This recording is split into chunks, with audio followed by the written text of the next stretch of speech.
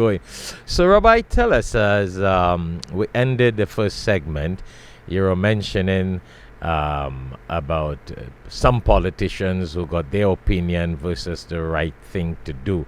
So, what has really so that opens up the conversation as to why you have lost interest in politics, or being a politician. So tell us, just a couple of words. So what are some of those things that discourage you from wanting to be still involved in politics? Well, let me make it clear. I didn't leave office voluntarily. I had a great time in Tallahassee speaking on the issues. It was one of the most incredible experiences I've ever had. Being on the floor of the Florida legislature and being able to share with the community the issues and speaking frankly about what's really going on there. You know, when I was in the legislature, I visited every school in my district. And I told the kids, have you ever wondered why you're sitting in portables and why the schools aren't getting enough attention and why the education is lacking? I said, that's because you kids don't vote and you don't have money. And politicians care about two things, votes and money, and you've got neither. Wow. So you need to wake up now. You need to take charge now and find out what's going on in the world and get involved. You're never too young. I started an environmental group when I was 8 years old, and I told them, your planet is being systematically destroyed by adults, by the legislature. They're not doing their job. And you can't wait until you're older to get involved. You have to be involved now. And here's what you need to do. When I did that, the parties, they were aghast that I would go into the schools and tell the kids these things. They said it was so subversive. I said, no, I'm telling them the truth. What's wrong with that? But I loved being in the legislature. I did not leave voluntarily. The Democratic Party put up a lot of money to take me out. And it was a very sad experience for me. And I tried again, I ran again.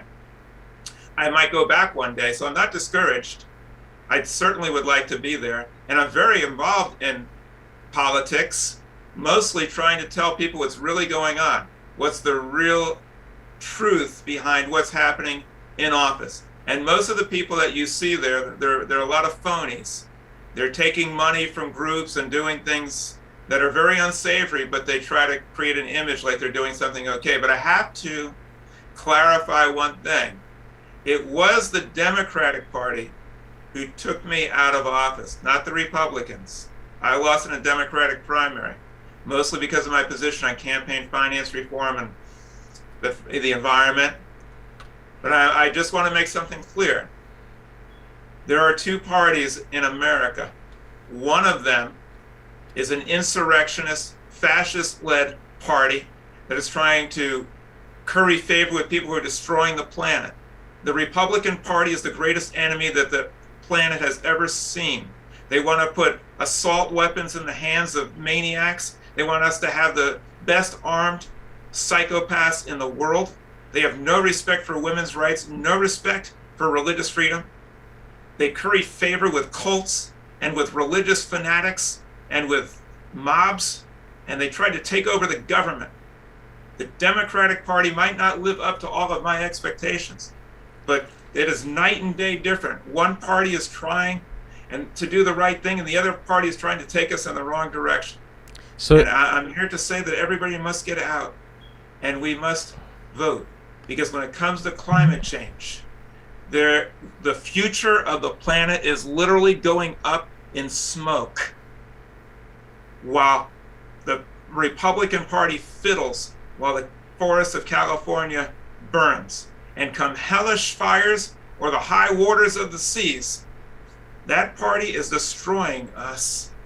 And I hope that everybody will come out and vote for people who are going to save the planet and save future generations. So you're saying, Rabbi, if the opportunity comes back, you would take that full responsibility to get back and stand in for the truth and what is right, and be the voice of the people for the betterment of the people. Well, that's wonderful. I'm glad you clarified that. I'm glad that you clarified that issue, that you still love politics. It's still at your heart for the betterment of the country and better policies and the country and the people actually to use that vehicle to get better legislation out there for the betterment of the country and the people?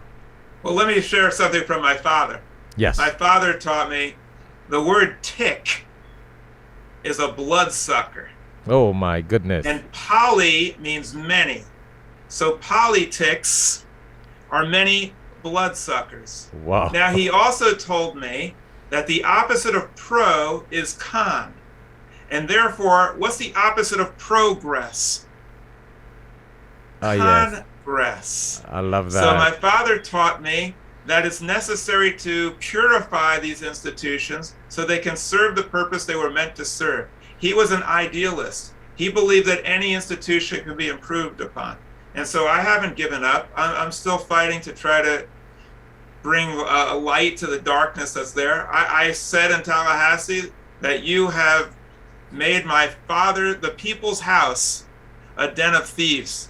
I don't know if you recall, in Christian scripture, Jesus was upsetting the apple cart at the temple, and he said, you turned my father's house into a den of thieves. They've turned the people's house into a den of thieves. And the Democratic Party tries to be Republican light. They try to take money from the same special interests. They try to curry favor with them. The Democratic Party will have nothing to worry about when instead of raising money, they raise issues and they stay pure to their principles. Because everybody in this country, I believe, agrees with their principles.